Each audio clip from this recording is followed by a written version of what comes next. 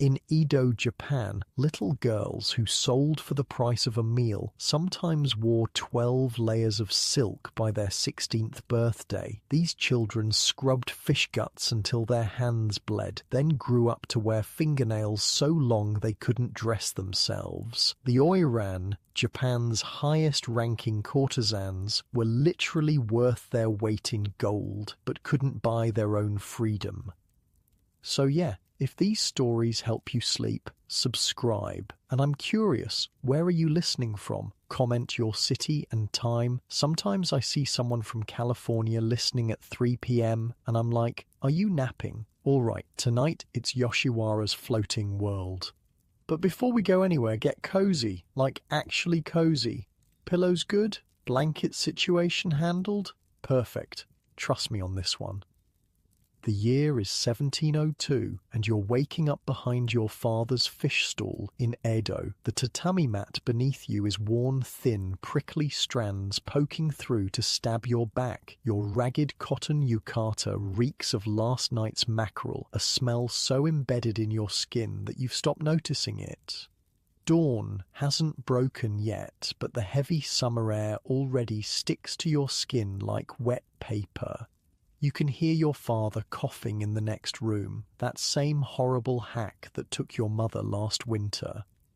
Your stomach growls. Yesterday you ate only a handful of rice and some pickled radish. The year's been hard. Floods destroyed most crops and fish have been scarce. Your father's stall barely makes enough to pay the landlord, let alone feed 2 mouths. Hey, you say to yourself, stretching your cramped legs. At least we're not eating boiled leather like the family next door. You scratch mosquito bites on your ankles and reach for the wooden bucket. Time to fetch water from the well before the morning rush. You're 8 years old, and this is the only life you've ever known. You slip your feet into straw sandals, the left one falling apart at the toe. The morning feels different somehow, but you can't place why. At the well, a woman with impossibly white skin watches you, not just regular pale, like porcelain, like she's never seen the sun. Her kimono shimmers with embroidered cranes that seem to fly as she moves, and her hair rises from her head in glossy waves, adorned with golden pins that tinkle softly when she tilts her head. "Who's that with her?" a nearby vendor whispers to his wife. "The other fancy one?" You turn to see a second woman, equally spectacular, examining the dried fish hanging from a nearby stall. These women do not belong in your world of dirt streets and struggle. They belong in paintings or stories travelers tell. "Oiran," the vendor's wife whispers back, her voice hushed with awe.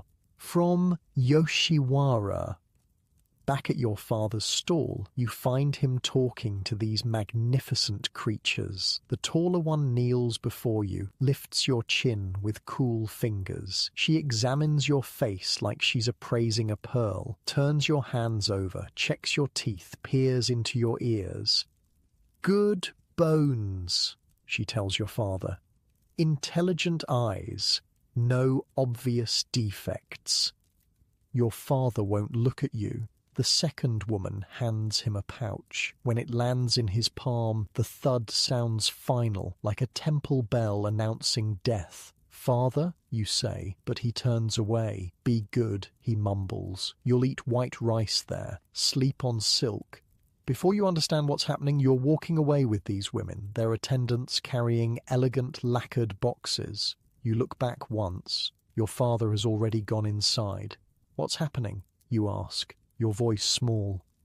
"You've been sold to Yoshiwara," says the woman matter-of-factly. "You'll be a kamuro, an attendant, at the Yorozu house. If you work hard and grow up pretty, you might become an Oiran yourself one day. You've heard of Yoshiwara, the pleasure district where beautiful women entertain rich men, where lanterns glow all night and music never stops. It sounds like a dream, but the knot in your stomach feels like a nightmare."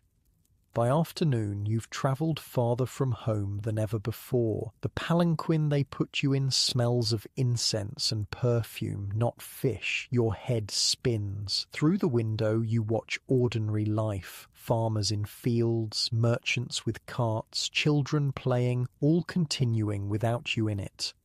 As sunset paints the sky, enormous wooden gates appear, painted bright red. Above them, golden characters spell out Yoshiwara, the floating world. Guards stand on either side, checking visitors, turning some away, but they bow to your palanquin. This is where the outside world stops, the woman tells you as you pass through, and a different world begins.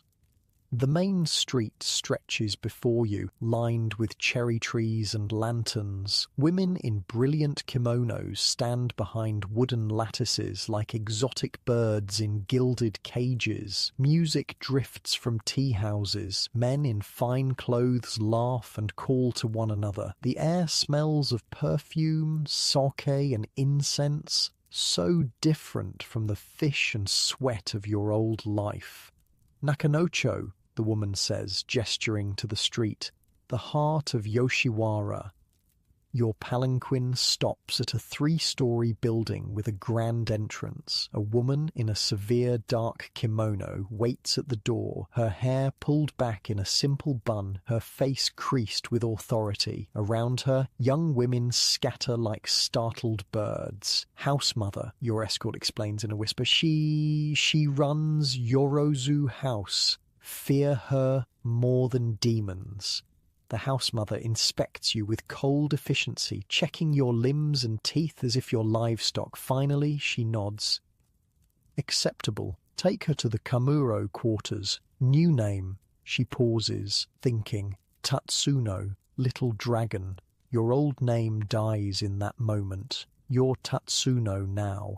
A maid leads you through corridors fragrant with cedar and beeswax to a small back room where futons lie in neat rows. 3 girls your age look up, their faces half curious, half wary. New Kamuro, the maid announces. She'll start tomorrow. She leaves you with a thin yukata and instructions to sleep. The other girls whisper among themselves, stealing glances. Is it true? One finally asks. Do they really eat our livers if we disobey? You gasp. What? Kidding, she says with a mischievous smile. I'm Kozue. That's Momiji and Sakura. We're all Kamuro for Takahime-sama. Who's that? Only the most beautiful Oiran in Yoshiwara, Kozue says with pride. We're her attendants. Now you are too. That night you sleep on the softest futon you've ever felt, but dreams of your father's fish stall haunt you. You wake before dawn, momentarily confused by the unfamiliar ceiling. For a heartbeat you expect to smell mackerel and hear your father's cough. Instead, a bell rings somewhere in the house. The other girls jump up immediately. Hurry, Kozue urges. We have to prepare Takahime-sama's morning bath. You follow them through dim corridors to a bathing chamber where steam rises from a wooden tub. The girls efficiently arrange towels, combs, oils and powders on lacquered trays. You'll fetch water, Momiji tells you, pointing to wooden buckets. For the next hour, you carry buckets from the well to the bathhouse, your arms aching. Just as you finish, a vision appears in the doorway, a woman of breathtaking beauty, her nightrobe loosely draped around her shoulders. This must be Takahime. The girls immediately bow, foreheads touching the tatami. You hastily copy them. Takahime barely acknowledges your existence as she disrobes and enters the bath. The other Kamuro attend to her, washing her back, pouring water over her shoulders, massaging her scalp with rice bran soap that smells of jasmine. Who is this? Takahime finally asks, noticing you hovering uncertainly. New Kamuro, Takahime-sama, Kozue answers. Her name is Tatsuno. Takahime examines you with cool detachment. She has potential. Teach her properly. After the bath comes the elaborate dressing ritual. You watch in awe as layers of silk kimono are wrapped around Takahime's slender form. First the white under kimono, then the brilliant red middle layer, and finally an outer kimono of deep blue with silver cranes soaring across the fabric. 3 maids work together to dress her. One arranges her hair in the towering Shimada style, another applies white lead makeup to her face and neck, while the third massages her hands and feet. An Oiran can't dress herself, Kozue whispers to you. The kimono are too heavy, the sleeves too long. That's why we're here. When finished, Takahime is transformed into something beyond human, a living artwork. The white makeup erases all flaws, her lips are stained crimson, and her hair glitters with gold ornaments that chime softly when she moves. Today, you'll learn to follow, Momiji tells you. Watch everything. Say nothing. For the rest of the day, you shadow the Komuro as they attend to Takahime's every need. You carry her shamisen when she goes to music practice. You hold her sleeve when she walks so it doesn't touch the ground. You fan her when she rests. You learn that an Oiran never pours her own tea, never carries anything heavier than a fan, never opens a door herself. In the evening, Takahime receives visitors in a luxurious reception room. Wealthy merchants and samurai sit at respectful distances, drinking sake and listening to her play the shamisen. Her fingers move across the strings like dancing butterflies, producing sounds so beautiful they make your chest ache. "Do you see that man?" Kozue whispers, pointing to a middle-aged merchant in expensive silks. "He spent enough money on Takahime-sama to buy a rice field, and that one there, with the scar, he once brought her a cage of nightingales because she mentioned liking their song." The men compete for Takahime's attention, offering clever poems and expensive gifts. She smiles and flirts, but you notice how her eyes remain cool, calculating. This is performance, not passion.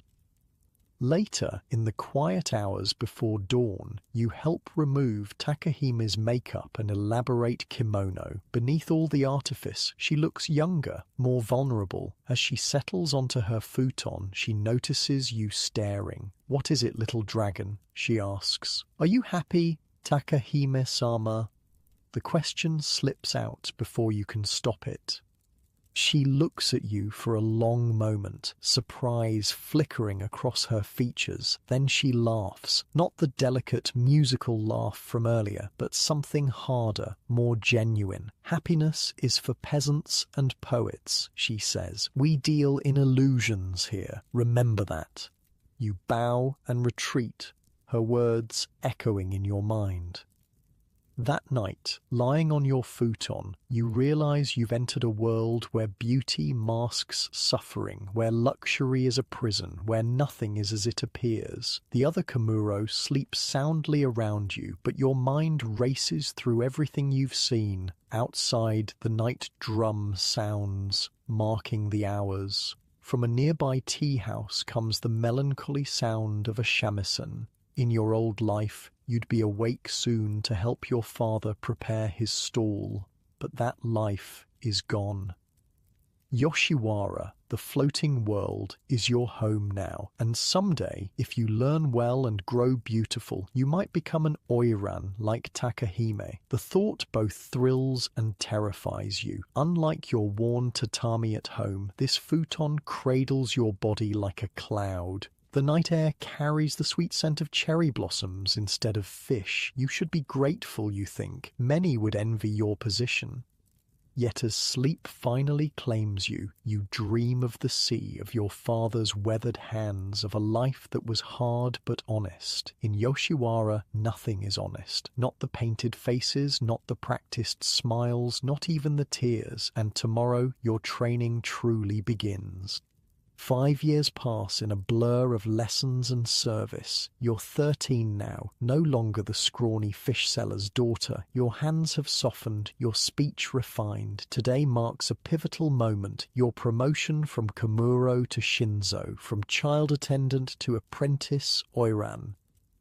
The house mother summons you before dawn. She circles you like a hawk eyeing prey, inspecting your posture, your skin, your hair.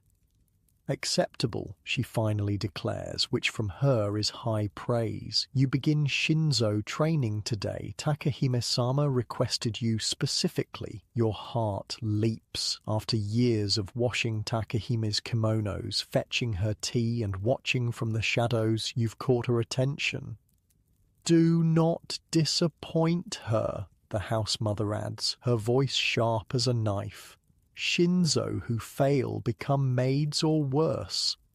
She doesn't need to explain worse. You've seen girls vanish to brothels in the outskirts of Edo, where men pay copper coins instead of gold. In the dressing room, attendants strip away your plain Komuro robe. The kosode they bring is nothing like you've worn before. Pale pink silk with cherry blossoms cascading down the sleeves. Arms out, orders the dresser, a no-nonsense woman with calloused hands. The weight of the fabric surprises you. They layer a second kosode underneath, then bind your chest with a long strip of silk. Too many ribs showing, the dresser mutters, tugging the binding tighter. Men don't pay for bones. Your body has begun changing, and you've noticed the older men noticing you. It makes your skin crawl, but in Yoshiwara, being noticed is currency. The dresser knots an elaborate obi around your waist, then steps back to assess her work. You'll do. Hair next. For an hour you sit motionless as your hair is washed, oiled, combed and arranged in the wear-shinobu style of a young apprentice, swept up with a dramatic forward sweep. They secure it with 6 tortoiseshell pins that dig into your scalp. Beauty hurts, little dragon, says the hairdresser, noticing your wince. Get used to it. Next comes makeup, a layer of white lead paste over your face, neck and chest, leaving 2 sharp points at the nape. They paint your lips crimson, but only the center, the distinctive coming-of-age style that marks you as Shinzo. When they hold up a mirror, a stranger stares back. A girl balanced between childhood and womanhood, traditional and alluring. I look like a doll, finishes the dresser. That's the point.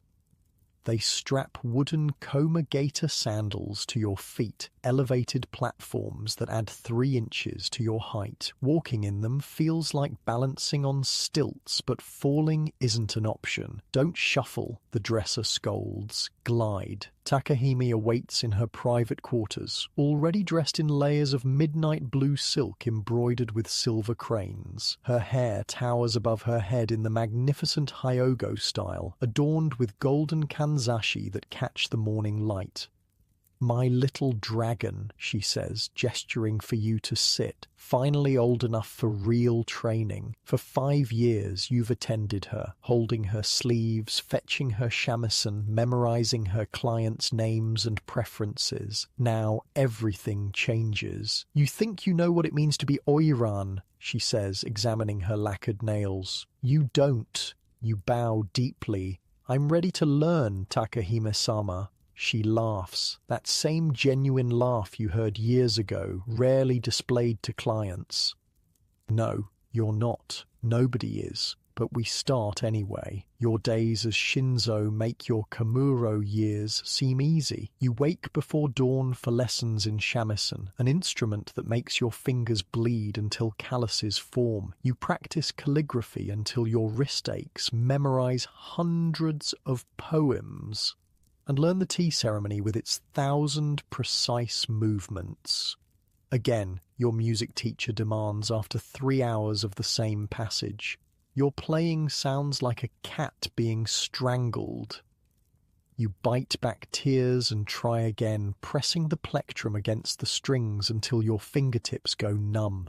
Wait, the teacher says, placing her hand over yours. Feel the music here first. She taps your chest, then let it flow to your fingers. You close your eyes, breathe deeply, and try once more. The notes flow smoother this time, though still far from perfect. Better, she says. Now do it 500 more times.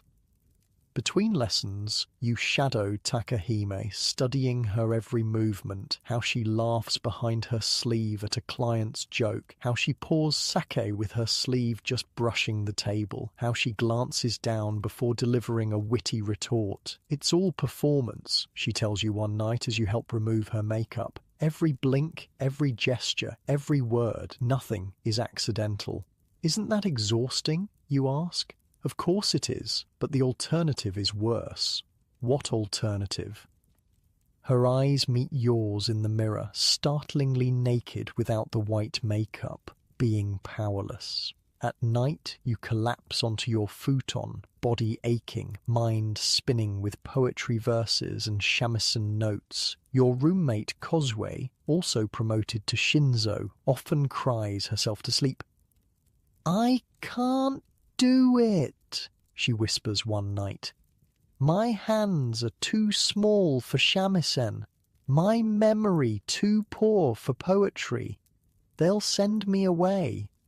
You reach across the darkness and squeeze her hand. "I'll help you practice." And you do. Every night, when others sleep, you drill Kozue on poems, correct her shamisen finger positions, and teach her the tea ceremony steps you've mastered. One morning, the dance instructor strikes Kozue's leg with her fan. Sloppy again, Kozue trembles but holds position. You catch her eye and give an imperceptible nod. She takes a breath and executes the turn perfectly. Adequate, says the instructor, moving on. Kozue flashes you a grateful smile. Not all Shinzo are allies. Mizuki, apprenticed to a rival Oiran, watches you with jealous eyes. When you master a difficult shamisen piece before her, she accidentally spills ink on your new kimono. "So clumsy," she says with mock concern. "The house mother will be furious." Instead of retaliating, you study harder, determined to outshine her through skill, not sabotage. "She'll always hate you," Takahime observes after witnessing one of Mizuki's slights. "Some women can't stand seeing others rise. What should I do? Become so excellent she looks foolish trying to compete." 6 months into your training, Takahime allows you to observe her with clients for the first time, not in private rooms, but at banquets where powerful men gather to be entertained. You kneel in the corner, eyes downcast but missing nothing. Takahime sits at the center, pouring sake for a daimyo's son whose family controls rice shipments to Edo. Beside him, a merchant whose ships trade with the Dutch at Dejima. Both compete for her attention. "I've brought you something from China," says the merchant, producing a small lacquered box. Inside lies a jade hairpin carved with dragons, exquisite, rare, and obviously expensive. Takahime's eyes show a flicker of genuine appreciation before she masks it with practiced modesty. "You honor me too greatly." The daimyo's son frowns. "I've composed a poem for you." He recites 17 syllables comparing Takahime to the moon reflected in water, beautiful but untouchable. It's elegant but lacks originality. "Your words touch my heart," Takahime says, exactly as if she means it. Later, you ask which gift pleased her more. "The hairpin can be sold if needed," she says practically. "Poetry pays no debts." But didn't his words mean something? "Words are the cheapest currency in Yoshiwara," she replies. "Even the poorest man can afford pretty phrases." One night you're summoned to serve tea at a gathering of high-ranking Oiran. They lounge in casual disarray, their public personas temporarily set aside. Without clients present, they smoke kizaru pipes, laugh loudly, and gossip mercilessly. Did you hear about Choyama's patron? Asks a sharp-faced Oiran named Misora. His wife finally caught him, cut off all financial support. How much does he owe the house? Asks another. 3 years' worth of visits, says Misora with a smirk. He's selling land to cover it. And they say, we're the ones who cause men to ruin themselves, laughs Takahime. Men do that perfectly well on their own.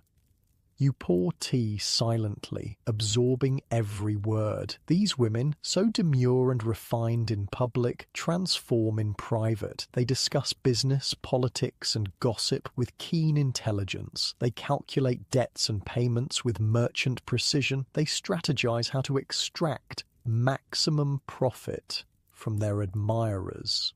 Your little Shinzo is listening too closely, Misora observes, eyeing you. Good, says Takahime. She should learn how the world really works. And you do learn. Each day adds new layers to your understanding of Yoshiwara's complex ecosystem. You discover that every smile, every favor, every moment of an Oiran's time has its price, and that price varies depending on her rank and popularity. You learn that some men visit merely to be seen visiting, their status elevated by association with certain Oiran. Others come seeking genuine connection, pathetically believing they're special despite paying for the privilege. The saddest ones believe they're in love, Takahime tells you. Those are the easiest to manipulate and the most dangerous when they realize the truth. Have you ever felt anything real for a client? You dare to ask. She considers this, tapping her pipe against a small ceramic bowl. Once. Years ago. What happened? He promised to buy my contract, to marry me. Her eyes grow distant. Then his family arranged a political marriage instead. He still visits occasionally. And you still see him. His money is as good as anyone's, she says, but you catch the bitterness underneath. As your second year as Shinzo begins, your body continues changing. The house mother notices your developing figure and nods approvingly. Start preparing her for Mizuage, she tells Takahime. She'll fetch a good price. The word sends ice through your veins. Mizuage, the ceremony that will end your apprenticeship and virginity, auctioned to the highest bidder. Every Shinzo faces it eventually. That night you find Takahime alone, writing a letter by lamplight. What's Mizuage really like? You ask, voice barely above a whisper. She sets down her brush and looks at you, really looks at you, perhaps for the first time. It's business, she says finally, like everything else here. Were you scared? Terrified. Her honesty surprises you, but it passes. Everything passes. She reaches for a small wooden box on her shelf and opens it, revealing a porcelain bottle. Sake helps, she says. So does this. She hands you the bottle. 2 drops in his drink. No more. It doesn't put him to sleep, just slows him down. Makes him less eager. You clutch the bottle, this unexpected kindness bringing tears to your eyes. Thank you. We take care of our own, she says simply. Now go practice your shamisen. Your third finger still falters on the bridge passage. Your training intensifies as your Mizuage approaches. Dance lessons become more rigorous, focusing on the subtle art of suggestion, a turned wrist, a lowered gaze, the flash of neck beneath white powder. Less obvious, barks the dance instructor, wrapping your arm with her fan. Seduction is suggestion, not invitation. Make them imagine, not expect. You learn to walk the fine line between promise and denial, between appearing available while remaining exclusive. You master the arts of conversation, knowing when to display knowledge and when to feign ignorance to flatter a client's ego. Men want beauty and brains, Takahime explains, but never so much brains that they feel inferior. You practice writing love letters, each word calculated to entice without committing. You study the art of the morning after letter, thanking a client for his visit while subtly encouraging his return. One afternoon, you're summoned unexpectedly to a private room where Takahime entertains a special client, a government official with connections to the shogun himself. He looks at you with appraising eyes. "This is the Shinzo you mentioned?" he asks Takahime. "Yes, Matsudaira-sama, my most promising apprentice." "Play something," he commands, gesturing to the shamisen in the corner. Your hands tremble as you kneel and position the instrument. You select a piece you've practiced 1,000 times, Moonlight on Snow, and lose yourself in the music. When you finish, he nods once. "Acceptable. I'll consider your offer, Takahime-san." After he leaves, you turn to Takahime in confusion. "What offer?" "I've suggested he bid for your Mizwaj," she says matter-of-factly. "He's wealthy, refined, and not cruel. You could do worse for your first time. You feel simultaneously grateful and betrayed. Don't I have any say? Did I have any say?" she counters. "Did any of us?" The question hangs between you, unanswerable. Your final lesson as Shinzo comes unexpectedly. You find Takahime alone in her room, staring at a letter, tears streaming down her unpainted face. "Takahime-sama?" You've never seen her cry before. She looks up, seemingly unaware of the tears. "My brother died. Cholera. I didn't know you had family. I try not to remember them." She folds the letter carefully. "It's easier that way. Should I leave you alone?" "No." She pats the tatami beside her. "Sit with me." You kneel beside her, uncertain what to do. She reaches for her kiseru pipe and lights it with shaking hands. "I was sold just like you," she says after a long silence. "My father was a silk merchant who made bad investments. I was 12. My brother was 10. She exhales smoke slowly. "He swore he'd buy my contract when he grew up." You sit in silence, absorbing this rare glimpse into her past. "The most important lesson of Yoshiwara," she says finally, "is that everyone here is playing a role. The Oiran, the clients, even the house mothers. We pretend to be what others need us to be, but never confuse the role with the person beneath." "Who are you beneath?" you dare to ask. She smiles sadly. "I've been playing this role so long, sometimes I forget myself."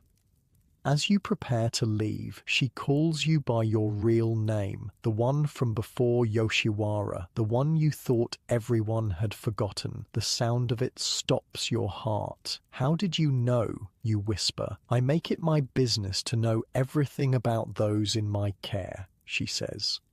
"Remember who you were. It will keep you sane in the years ahead."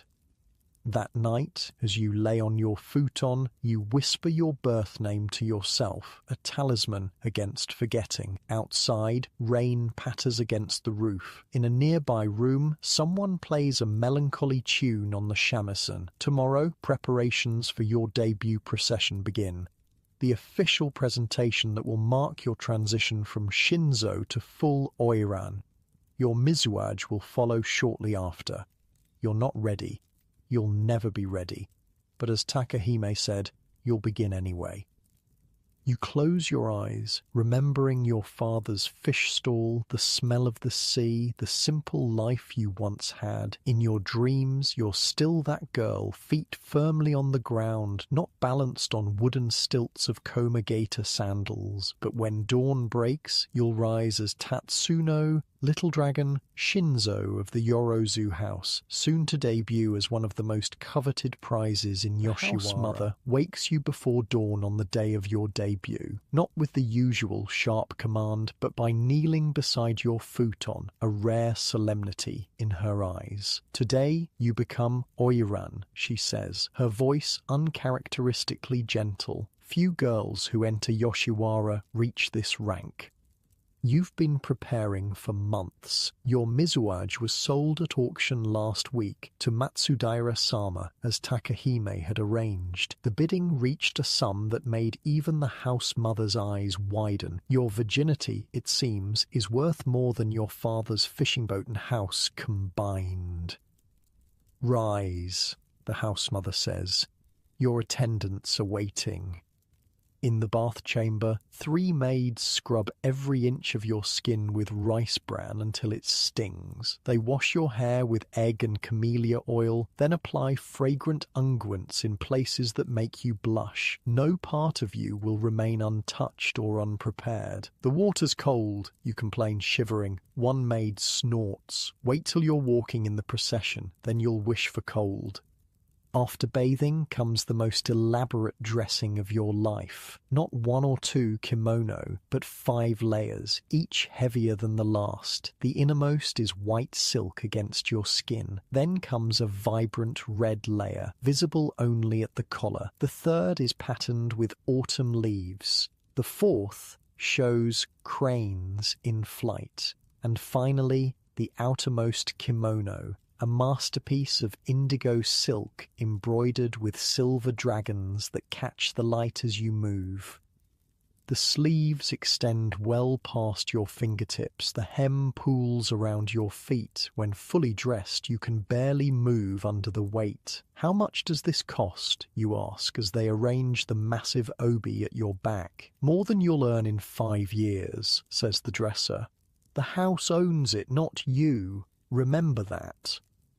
Your hair takes 3 hours. The waxed structure rises like a black lacquer sculpture, adorned with 15 kanzashi, gold, silver, tortoiseshell and jade hairpins that chime softly with each minute movement. When you calculate their worth, you realize you're wearing a fortune on your head alone.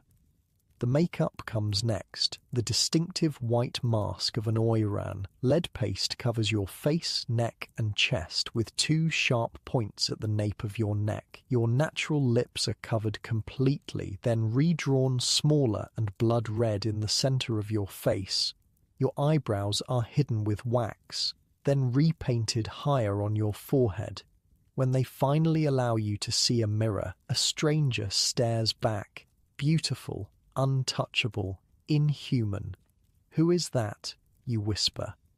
That's Tatsuno the Oiran, says the dresser. The girl you were is gone. They save the most challenging part for last. Your footwear, Komagata sandals with blackened teeth nearly 10 inches high. Standing on them feels like balancing on stilts. Walking requires constant concentration. Take small steps, advises the dresser, and remember the figure 8. Outside, the procession assembles. First come the attendants carrying lanterns with your name. Behind them, 2 shinzo, apprentices like you were until today, wait nervously. Then comes your kamuro, 3 little girls in matching kimono, their faces solemn with concentration. And finally your spot, the position of honor at the rear. The house mother inspects everything with critical eyes. She adjusts a hairpin, straightens an repositions a sleeve. Remember, she tells you, this procession is an advertisement. Your beauty, grace, and value are on display. Walk slowly. Make them wait for each step. The harder you are to reach, the more they'll pay to attain you. Takahime appears, herself resplendent in ceremonial robes. For your debut, she'll walk the route ahead of you. A final honor from teacher to student. Nervous, she asks, seeing your pale face beneath the white makeup. Terrified, you admit. What if I fall? You won't. Her confidence steadies you. You've practiced 1,000 times. Not with all this weight. She leans closer, her voice dropping. Know why the sandals are so high? To make us taller? To make us impossible to kidnap. She smiles thinly. Can't exactly run away in these, can't be stolen either. The house makes sure of that. Before you can respond, drums begin to beat. The great gates of Yoshiwara open. Your procession steps into the afternoon sun. The main street of Yoshiwara, Nakanocho, stretches before you, lined with spectators, not just potential clients, but rival houses, other Oiran, even common townspeople who've come just to watch. You spot Mizuki, your old rival, her face tight with envy. The weight of all eyes makes your stomach clench. The first step onto the street feels like stepping into a void. Left foot first, whispers your attendant. Breathe. You remember your training. Each step is a performance. You slide your left foot forward, toes pointing outward, then swing it in a half circle before placing it down. Your right foot follows in a complementary arc. Together, they form a figure 8 on the ground, the distinctive Soto Hachimonji walk of a high-ranking Oiran. Each step takes 5 seconds. Your muscles burn with the effort of balance. Sweat trickles down your back beneath the heavy layers. The Komagata sandals force all your weight onto the balls of your feet, sending sharp pains up your calves. Halfway down Nakanocho, you hear a man's voice from the crowd. "Is she worth the price?" Another answers. "For that face, I'd sell my warehouse." You keep your expression serene, as if you hear nothing. Inside, you marvel at their delusion. They see only the artwork, not the canvas beneath, not the girl who was sold for the price of a meal, who practiced shamisen until her fingers bled, who will soon give her body to a stranger because she has no choice.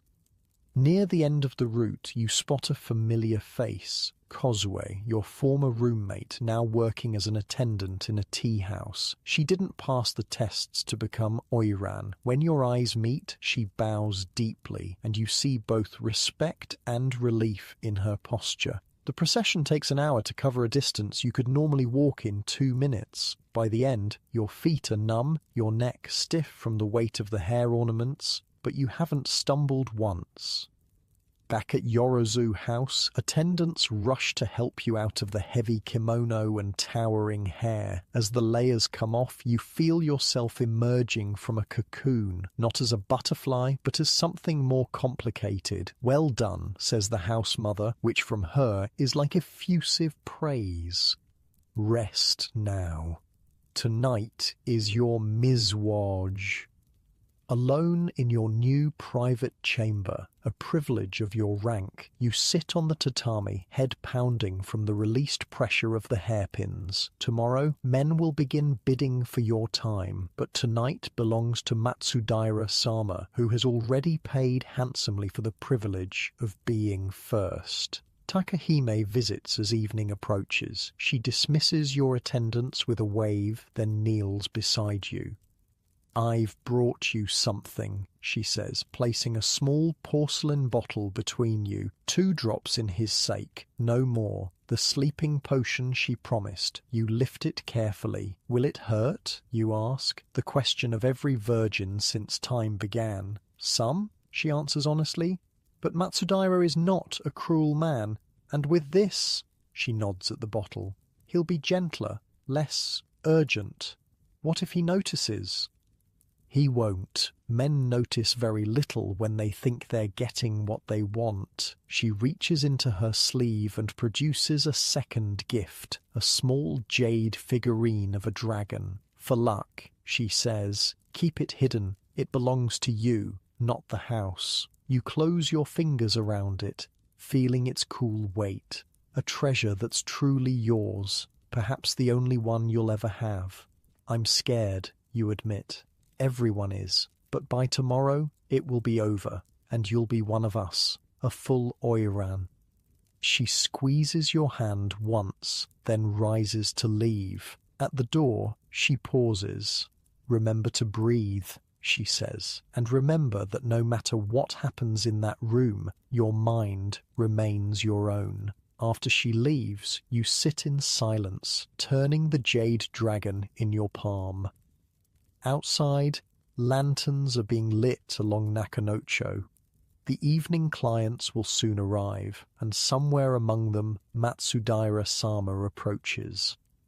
You tuck both gifts into your obi and summon your attendants. Time for another transformation. They dress you in a furisode kimono, the long-sleeved style of unmarried women. The rich red silk is embroidered with gold butterflies that seem to flutter when you move. Your hair is arranged in the Shimada style, sophisticated but less elaborate than your procession coiffure. The makeup is reapplied, fresh and perfect. As darkness falls, a maid announces Matsudaira's arrival. You're escorted to a private room at the back of the house, one you've never entered before. The space is intimate, just 8 tatami mats with a single painted scroll in the tokonoma alcove. A small table holds sake and delicacies. The futon lies discreetly folded in the corner. You kneel beside the table, arrange your sleeves, and wait.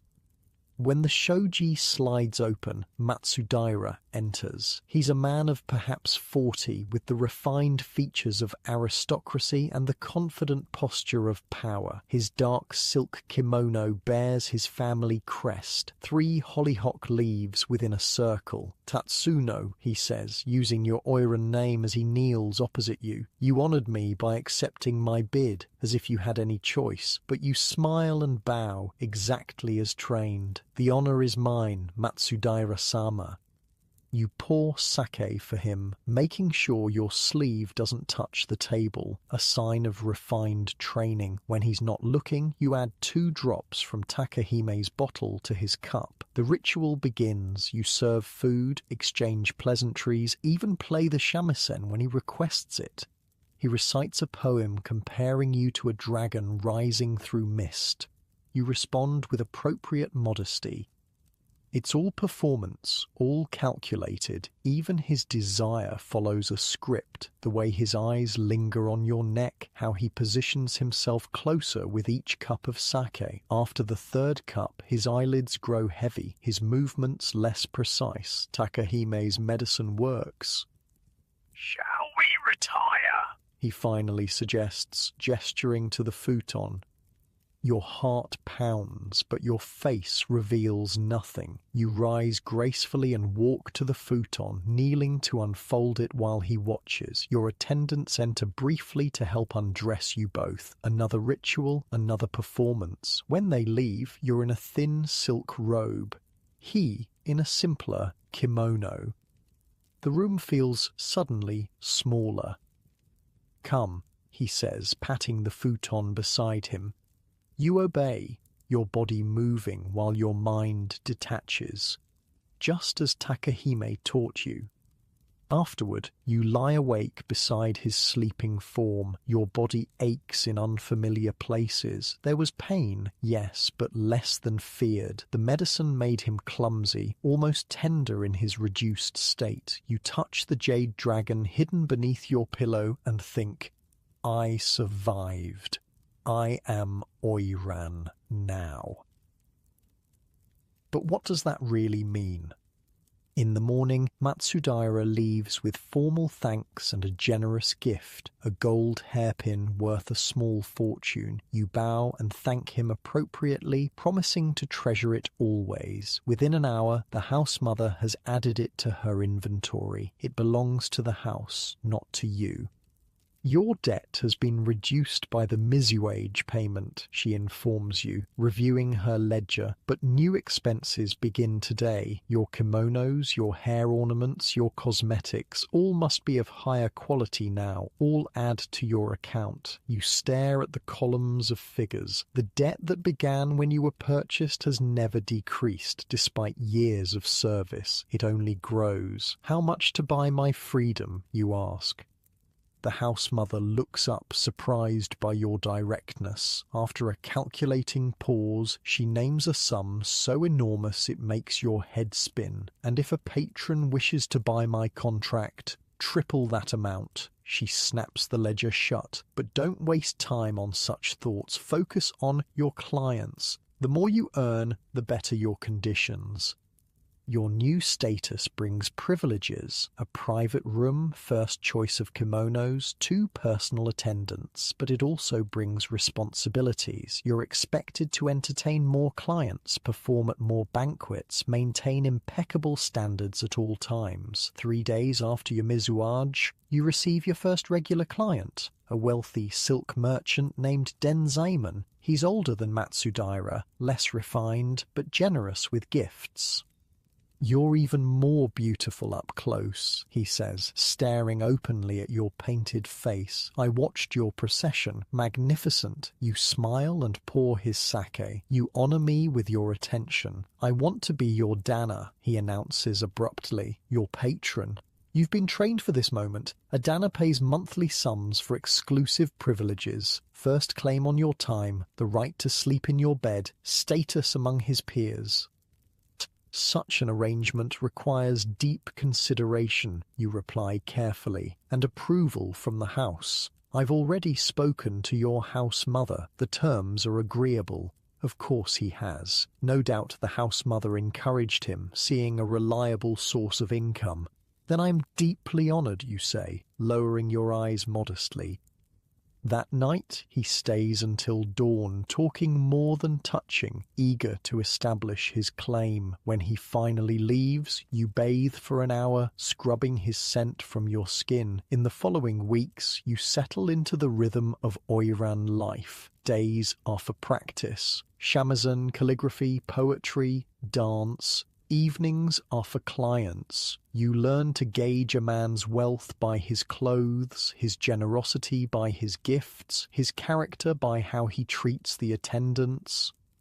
Some want only to be seen with you, parading through Yoshiwara to boost their status. Others seek confidants for business or political dilemmas. A few want the fantasy of romance, writing you passionate letters that you answer with calculated warmth. And yes, some simply want your body. Those nights you endure by retreating into your mind, thinking of the jade dragon hidden in your room, of the day you might buy your freedom.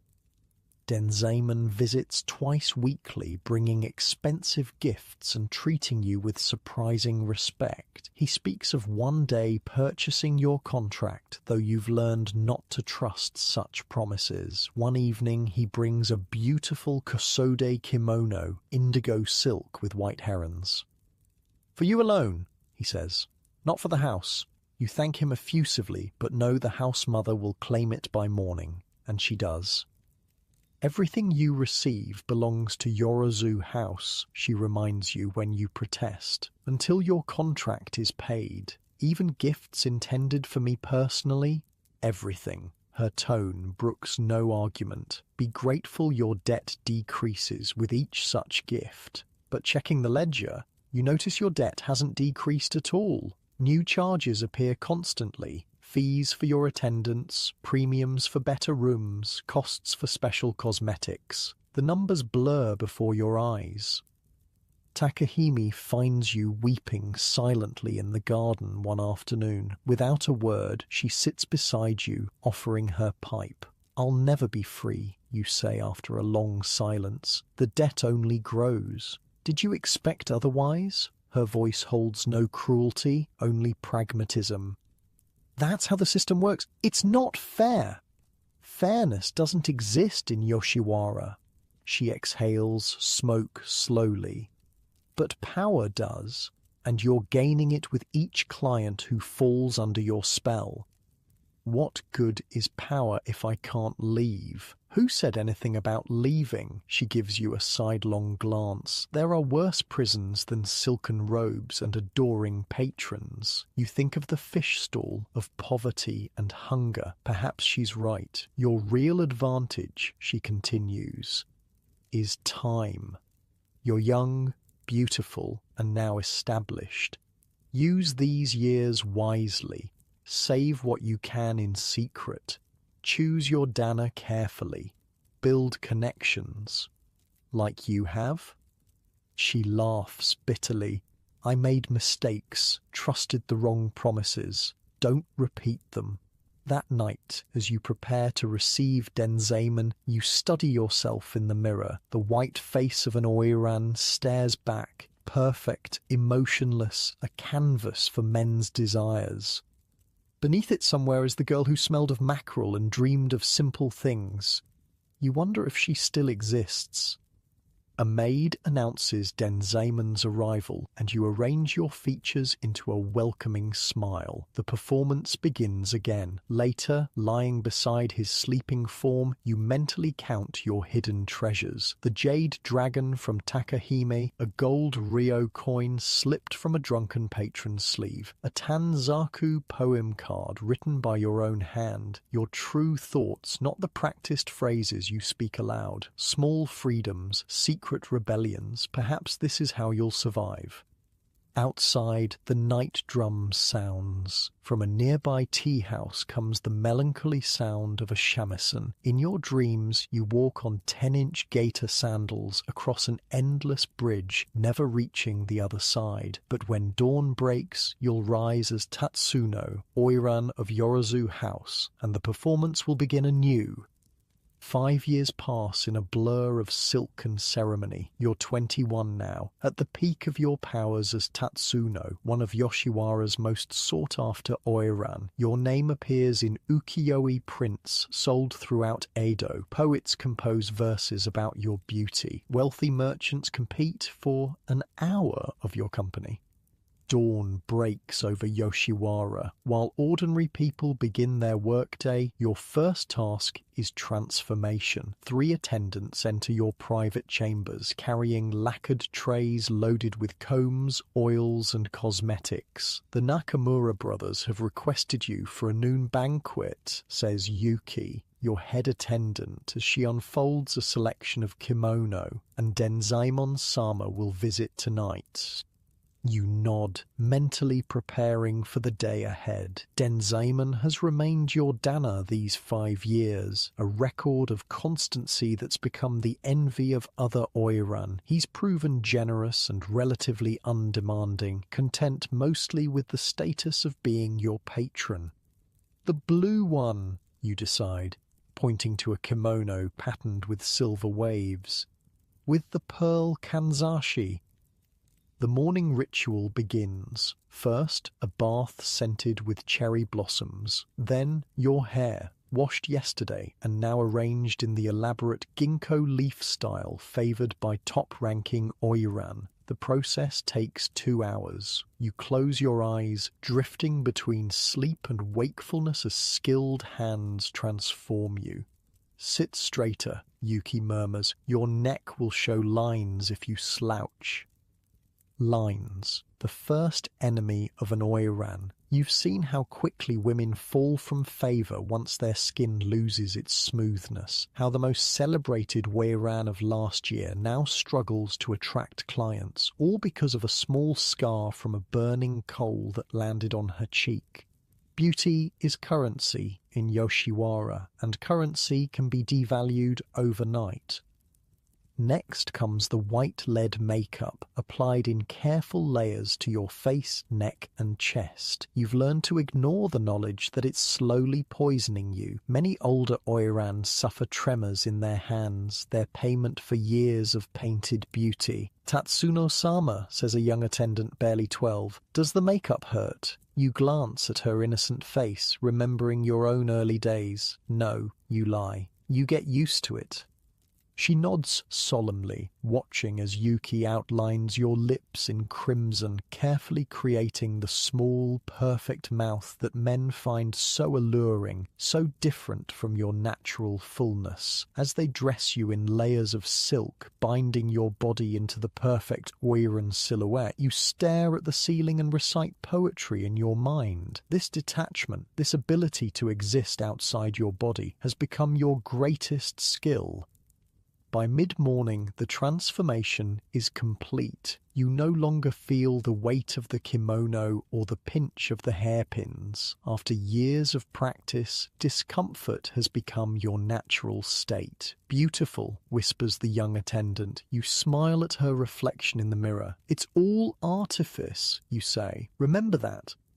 The Nakamura brothers, wealthy rice merchants who control half the granaries in Edo, have rented Yorozu House's finest banquet room for their gathering. When you enter, conversation stops. 6 men kneel around a low table laden with delicacies, their eyes following your every movement. "Gentlemen," you say, your voice pitched to the perfect register, clear but soft, confident but demure.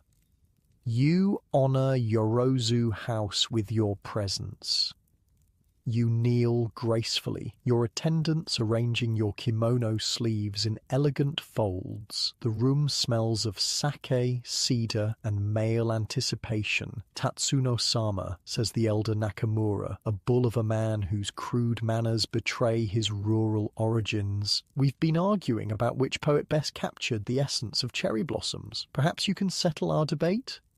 It's a test. They want to gauge your education, your wit. These nouveau riche merchants crave not just beauty, but refinement, the cultural capital their money can't directly buy. You smile slightly. Perhaps Saikaku said it best. Cherry blossoms at their peak are like the faces of the courtesans, most beautiful just before they fall. A ripple of appreciation runs through the room. You've chosen perfectly, a poet known for his observations of the floating world, a metaphor that acknowledges your profession without being crude. "Well played," says the younger Nakamura, "but I prefer Basho, Cloud of Cherry Blossoms, the temple bell. Is it Ueno? Is it Asakusa?" "A fine choice," you concede, though in present company I might suggest Issa. In this world, we walk on the roof of hell, gazing at flowers. The men laugh nervously. Your wit walks the edge of propriety, exactly where you've learned to balance. For the next 3 hours, you pour sake, play shamisen, and dance the slow, seductive steps of an Oiran's repertoire. You listen to business complaints and political gossip, storing away useful information. Knowledge is power in Yoshiwara, especially knowledge of men's secrets. By the time the banquet concludes, the Nakamuras have spent enough to feed a village for a month. They leave in high spirits, having purchased the illusion of sophistication along with your company. "The younger brother is sweet on you," Yuki observes as she helps you change for your evening appointment. "He barely took his eyes off your face." "His brother controls the purse strings," you reply practically, and prefers Azuma at the Wakamatsu house. You notice everything.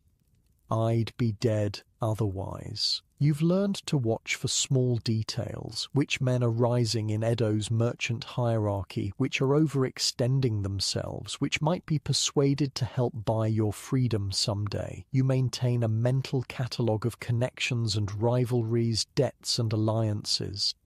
Between appointments, you retreat to your private garden, a luxury afforded only to the highest-ranking Oiran. Beneath a maple tree, hidden from prying eyes, you keep a small wooden box buried among the roots. Inside, your jade dragon, gold coins skimmed from drunken clients, a letter from Takahime, who now lives in Osaka, purchased by a wealthy tea merchant.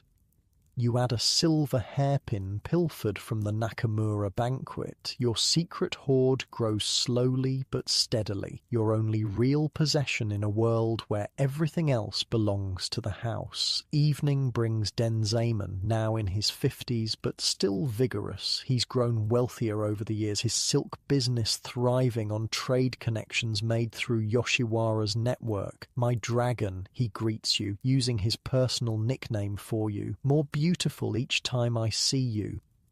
You bow, the perfect picture of devoted courtesan. Denzaemon-sama, the days between your visits grow longer each time. Business demands much of me. He settles onto the cushions, accepting the sake cup you offer, but I've brought something to apologize for my absence.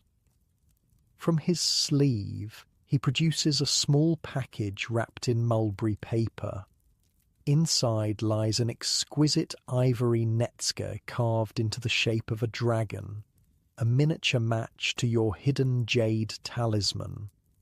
It reminded me of you, he says, watching your face for pleasure. You react exactly as expected, eyes widening, hands clasping in delight. It's magnificent. I shall treasure it always. Both of you know the house mother will claim it by morning. The game has rules, and you both play your parts. After sake and conversation, after the physical duties of an Oiran, Denzaman lies beside you on the futon, smoking his pipe in comfortable silence. These quiet moments have become familiar over the years, not quite intimacy, but something adjacent to it. I'm considering retirement, he says suddenly. My son is ready to take over the business. Your heart quickens. Changes in Adana's circumstances often spell trouble for an Oiran. Will you return to your home province? You ask carefully. Perhaps. He taps his pipe against a ceramic bowl. Or perhaps I'll finally make good on my promise. Promise? To purchase your contract. He turns to study your face. Would that please you? You've heard such promises before, from him and others. They rarely materialize. Men speak of freedom in the afterglow of pleasure, then reconsider in the cold light of day. It would be a greater honor than I deserve, you say, the practiced response. You don't believe me. He sounds more amused than offended. I believe your intention is genuine. He laughs softly, diplomatic as always, but this time I've already spoken with the house mother. We're negotiating terms. A spark of hope ignites in your chest, but you smother it quickly. Hope is dangerous in Yoshiwara. And if you purchased my contract, you ask carefully, what would become of me? It's the vital question. Some men buy Oiran's contracts only to keep them as private concubines, a different kind of cage. You would be free to choose, he says, surprising you. I've grown fond of you, Tatsuno, perhaps fonder than is wise for a man my age, but I've had my time with you. 5 years is enough to know you deserve better than this place. You search his face for deception and find none. Could it be true? After all these years, could freedom be within reach? Why now, you ask? I'm not young anymore. Before I die, I'd like to know I've done one truly good thing. He smiles wryly, even if it's ruinously expensive. You bow your head, genuinely moved. Thank you, Denzaman-sama. Don't thank me yet. The house mother drives a hard bargain. Later, after he leaves, you sit in the garden beneath the stars, turning the ivory netsuke in your hands. Freedom. The word feels foreign on your tongue after so many years.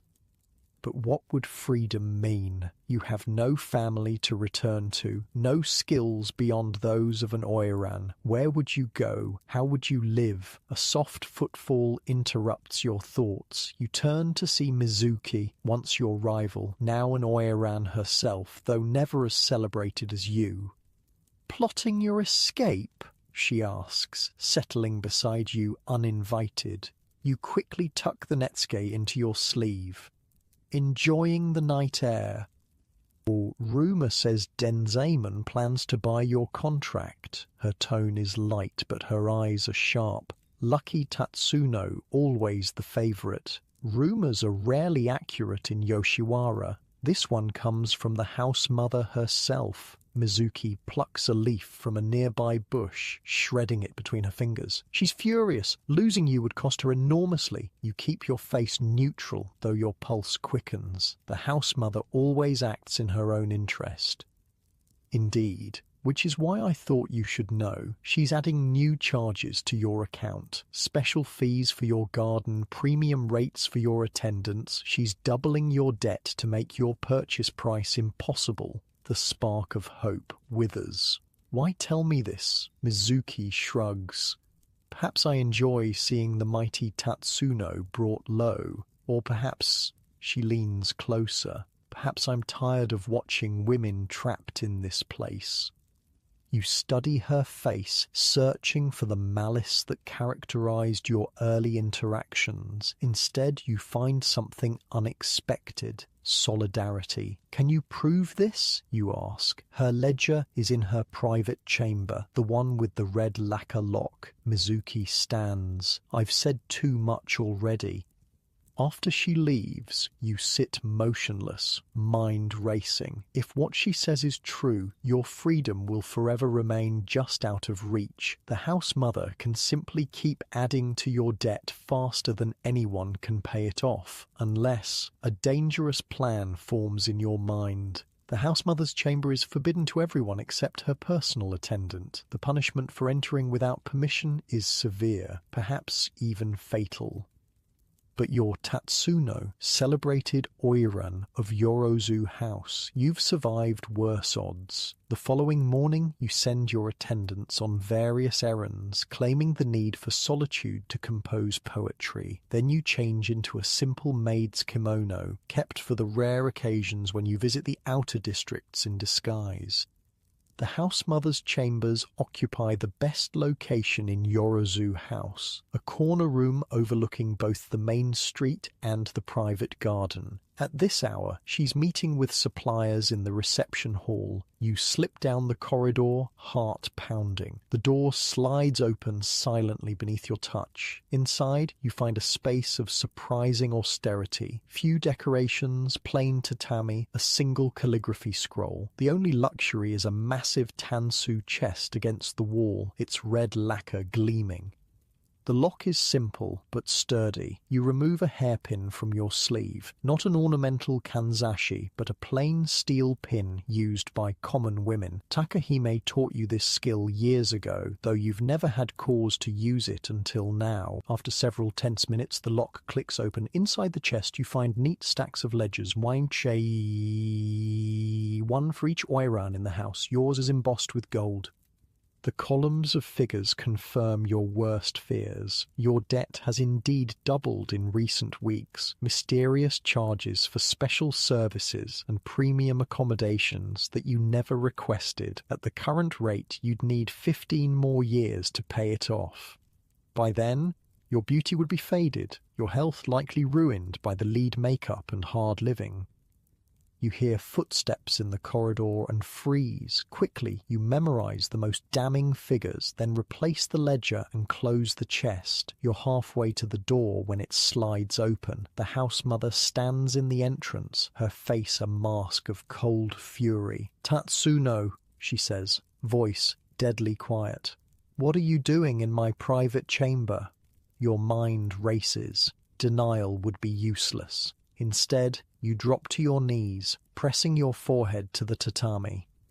"Forgive me, mother. I came to beg for your wisdom." In a maid's kimono, without permission, her skepticism is palpable. "I didn't wish to be seen. The matter is delicate." She steps inside, closing the door behind her. "Explain." You raise your head just enough to meet her eyes.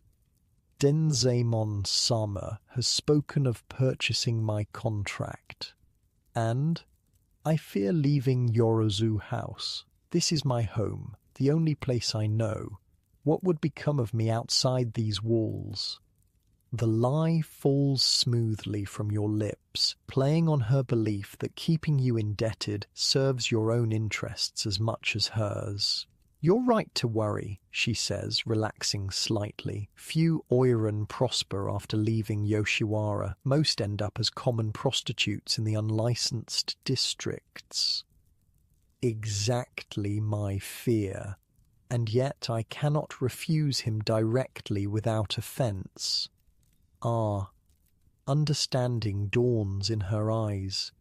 "You wish me to set a price so high he will withdraw his offer?"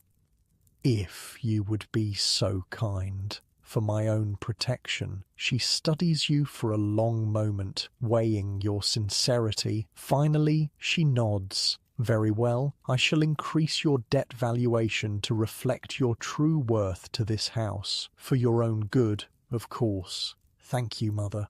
Your wisdom exceeds mine in all things."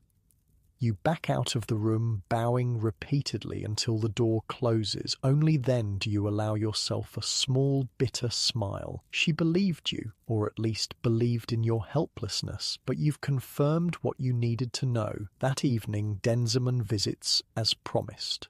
As you pour his sake, you notice his troubled expression. The house mother has named her price, he says, without preamble. It's substantial. How substantial, you ask, though you already know. He names a figure that would bankrupt a minor daimyo. Your worst fears confirmed. That's impossible, you say softly, even for you. I could manage perhaps half that sum with time to liquidate certain assets, but this... He shakes his head. It's as if she doesn't want to sell at all. She doesn't. You make a decision. Denzaman-sama, there's something you should know.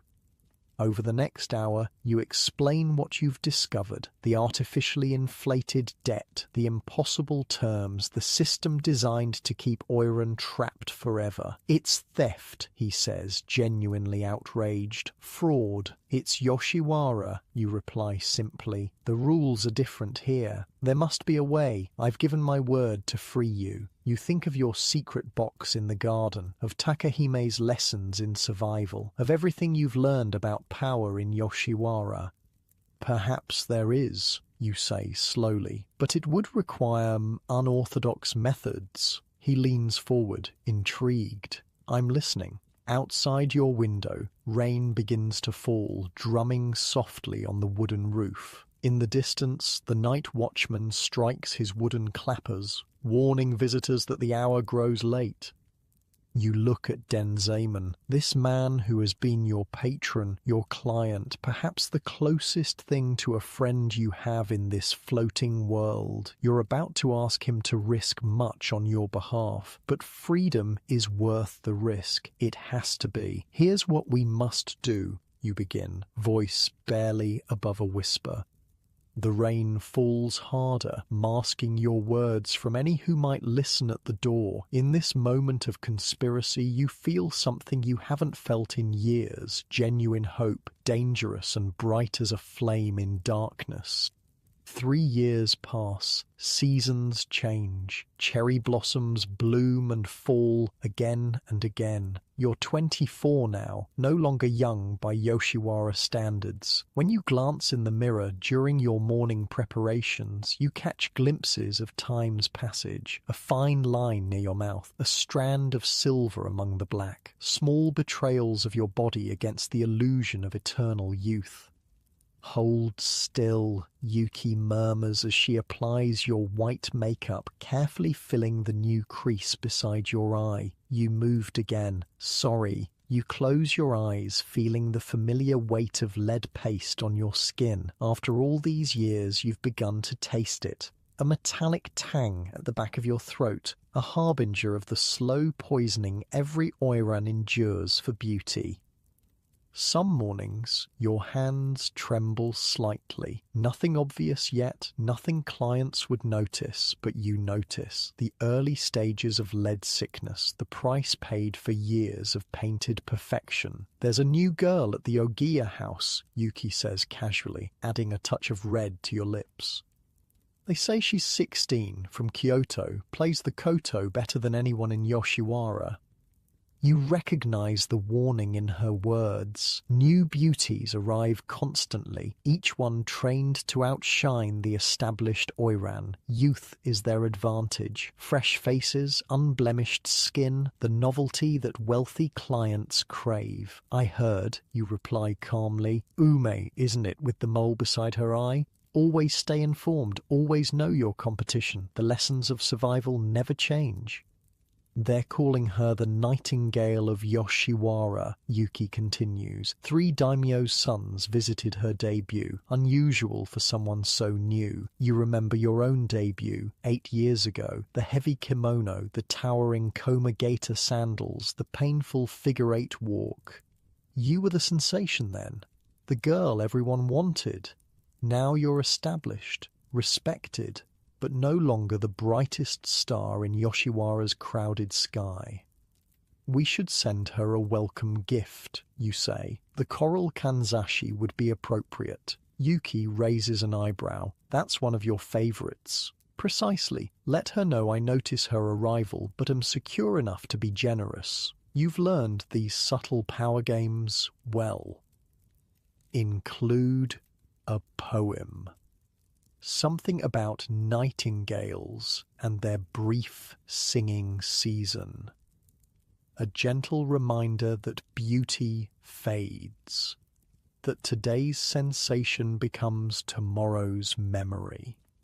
Your attendant nods appreciatively. Clever as always, Tatsuno-sama. As she arranges your hair in the elaborate style of a senior Oiran, you notice her own hands. Young, smooth, unblemished. Yuki is 19, old enough to have become Oiran herself if she'd had the beauty or talent. Instead, she serves as your trusted right hand. You've taught her well, shared your secrets and knowledge.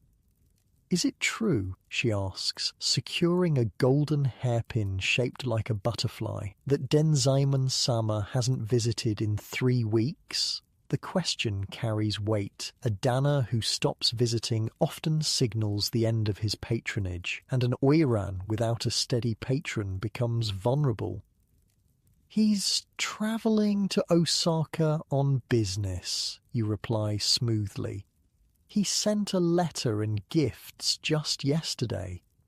The lie comes easily. In truth, Denzaemon hasn't visited because he's been carefully, quietly liquidating assets, selling warehouses, calling in old debts, converting property to cash, all part of the plan you devised that rainy night 3 years ago. A slow, cautious plan that requires absolute secrecy. The house mother would destroy you both if she suspected. Your appointments have thinned slightly in recent months, where once you entertained nightly, now you sometimes find yourself with empty evenings. Not dramatic enough to cause alarm, but noticeable. The house mother has begun steering the most wealthy new clients toward younger Oiran. Tonight, however, you're engaged to entertain at an important banquet, a gathering of government officials and wealthy merchants at the Kikuya Tea House. You'll share the event with 3 other Oiran, including the new girl, Ume. As you walk through Yoshiwara's main street toward the tea house, attendants holding paper lanterns before you, you notice the subtle shift in attention from passers-by. Their gazes linger first on Ume, resplendent in crimson silk, her young face a perfect oval of white, before sliding to you in delayed recognition. Tatsuno-sama, a longtime admirer, bows deeply from the crowd. Still the most beautiful in Yoshiwara. You acknowledge him with a slight nod, your face betraying nothing of your thoughts. He's lying, of course. The crown has passed, but he's kind to pretend otherwise. Inside the tea house, you take your place among the Oiran, kneeling gracefully despite the weight of your kimono and hair ornaments. You've chosen an understated elegance tonight, indigo silk embroidered with silver waves, your hair adorned with pearls rather than flashy gold. Let Uma shine with gaudy brightness. You'll glow with subtle sophistication.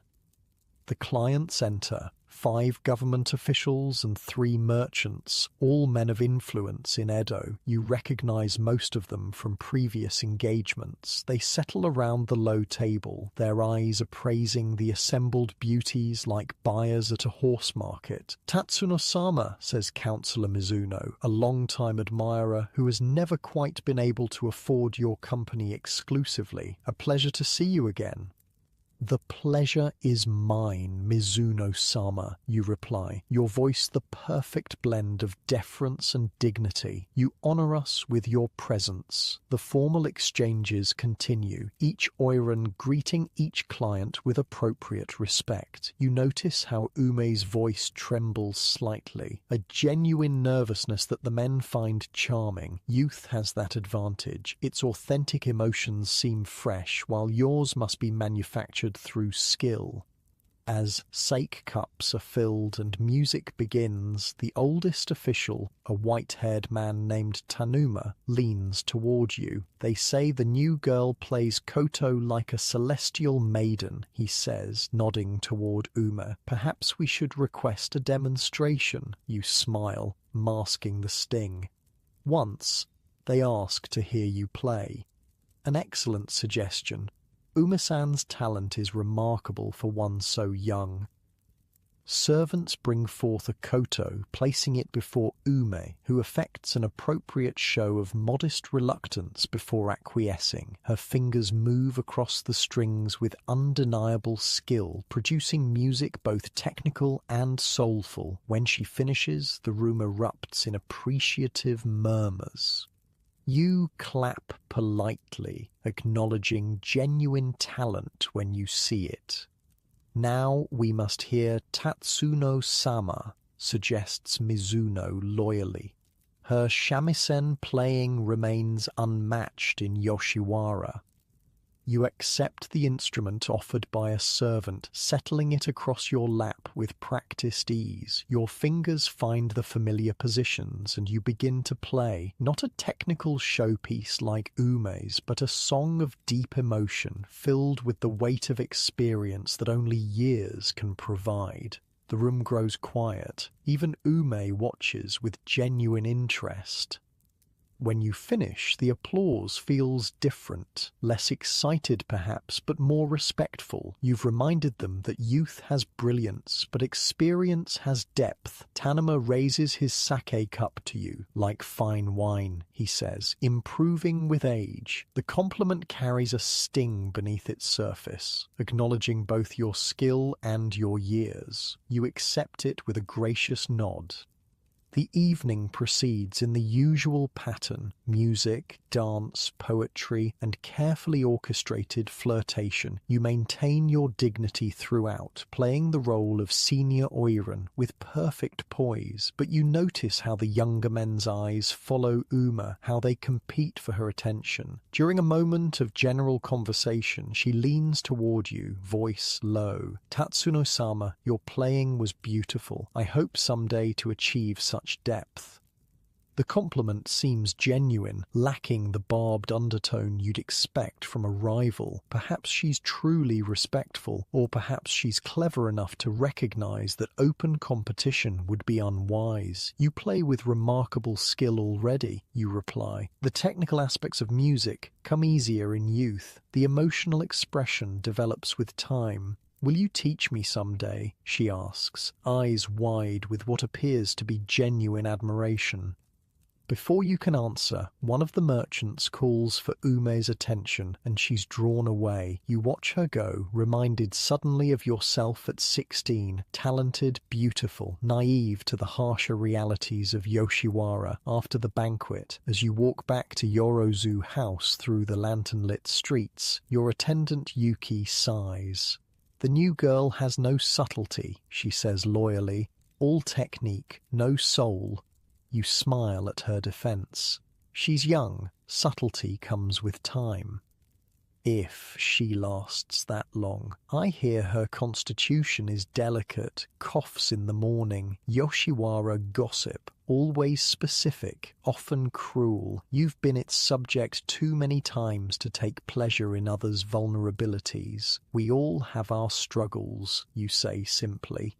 Back in your private chamber, as Yuki helps remove your elaborate hairpins and makeup, a young maid enters with a letter. The paper is plain, unmarked, not the decorated stationery used by typical clients. It was left at the gate, the maid says, bowing. Specifically for Tatsuno-sama. You wait until you're alone to open it. Inside, a single line of calligraphy in a familiar hand. The crane prepares to fly 3 days hence. Denzaemon's signal. After 3 years of careful preparation, your plan approaches its culmination. Your heart beats faster despite your effort to remain calm. That night, sleep eludes you. You lie on your futon, staring at the ceiling, mind racing through contingencies and possibilities. Freedom. The word still feels foreign after 16 years in Yoshiwara. What will it mean? Who will you become outside these walls? The next morning brings an unexpected visitor, the house mother herself, who rarely enters Oiran's private chambers. "Tatsuno," she says, kneeling across from you with formal stiffness. "I've come with concerns." You maintain a neutral expression, though your stomach tightens. "How may I address them, mother? Your popularity shows signs of waning." She states this clinically, as if diagnosing an illness. The number of requests has decreased by 20% this past month. Spring brings new faces to Yoshiwara, you acknowledge. It's natural for clients to explore novelty. Perhaps, but your value to this house must be maintained. Her eyes narrow slightly. "I've invested considerably in your training and promotion. The unspoken threat hangs between you. An Oiran who can't attract clients becomes a financial liability. Such women often find themselves sold to lesser houses in the provinces, where conditions are far harsher." "I understand," you say carefully. "What would you suggest?" "Reduce your minimum fee. Accept more clients for shorter visits. Consider special services for preferred customers. In other words, sacrifice your hard-earned status and dignity to compete with younger women on their terms. Become what you've avoided all these years, merely a body for sale, rather than an accomplished artist who also provides physical companionship." "I'll consider your wisdom," you reply, bowing to hide the flash of anger in your eyes. She stands, apparently satisfied. "Do so quickly. Oh, and one more thing." She pauses at the door. "I've heard nothing from Denzemon-sama recently. Has he abandoned his patronage?" The question carries deadly weight. Without a dana, you're truly vulnerable. "He travels on business," you say, smoothly. "His letters arrive regularly." "Good." Her smile doesn't reach her eyes. "We wouldn't want to add the cost of finding a new patron to your already substantial debt." After she leaves, you sit motionless, thoughts churning. She suspects something, perhaps not your specific plan, but something. The timing feels dangerous. That evening, you send Yuki to the market with a sealed message to be delivered to a specific tea merchant, your roundabout way of contacting Denzaemon without arousing suspicion. 2 tense days pass. You continue your routine, entertaining clients, practicing shamisen, maintaining the perfect illusion of the contented Oiran, but inside, anxiety gnaws at you. What if the house mother has intercepted your message? What if Denzaemon has been prevented from completing his preparations? On the 3rd day, as promised, a palanquin arrives at Yorozu House, not the ornate, ostentatious kind used by wealthy merchants, but the plain, practical sort used by government officials. From it emerges a stern-faced man in the formal clothes of a magistrate's clerk, accompanied by 2 assistants carrying document boxes.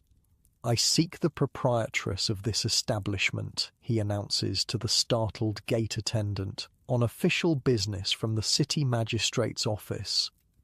Word spreads through Yoshiwara faster than fire. A magistrate's representative at Yorozu House. The implications send ripples of speculation through every tea house and brothel. Official visits usually mean trouble, unpaid taxes, licensing violations, or worse. From your window you watch as the house mother hurries to meet the official, her usually composed face tight with worry. They disappear into her private receiving room. An hour passes, then another. Yoshiwara runs on gossip, but for once, no one seems to know what's happening.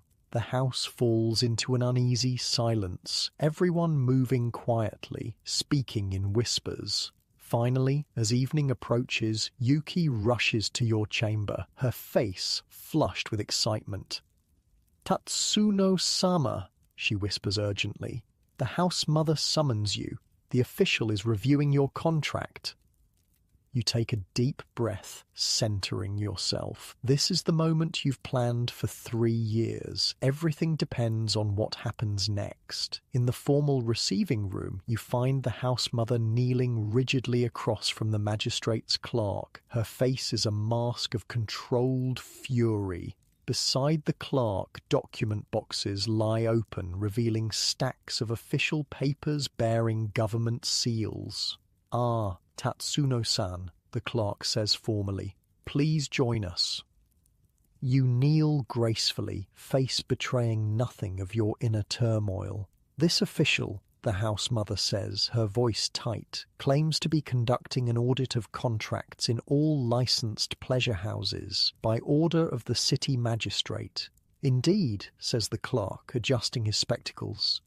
Recent complaints have reached the magistrate's office regarding certain irregularities in accounting practices within Yoshiwara.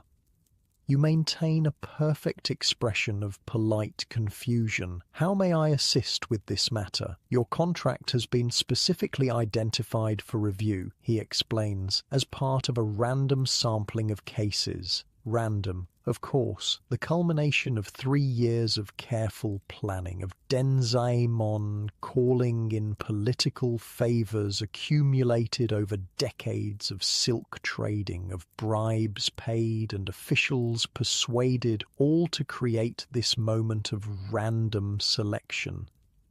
The house mother's eyes bore into you, suspicion darkening her features. She knows. Not everything, perhaps, but enough to sense your involvement. According to these records, the clerk continues, consulting a ledger, your initial purchase price was 50 ryo, correct? Yes.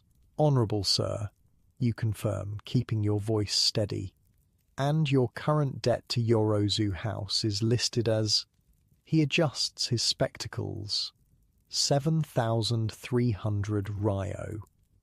The house mother interjects smoothly. Oiran of Tatsuno's caliber require substantial investment. Her training, kimono, hair ornaments... Yes, the clerk interrupts. However, our office has conducted a thorough review of standard costs and reasonable profit margins for licensed establishments. He produces another document, this one bearing the magistrate's seal.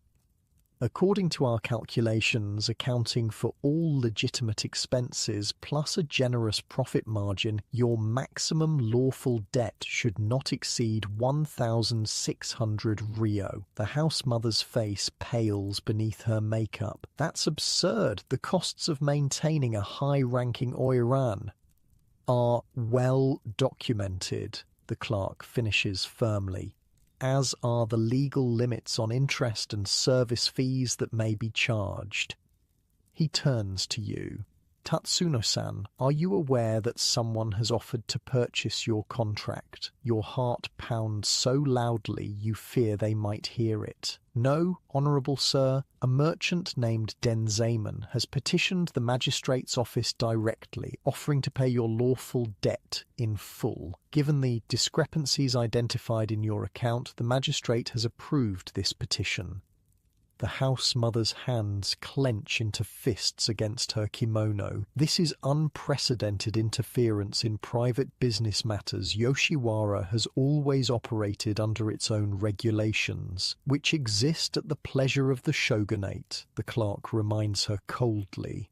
The magistrate has determined that certain practices have exceeded reasonable bounds. This case will serve as an example of proper accounting going forward.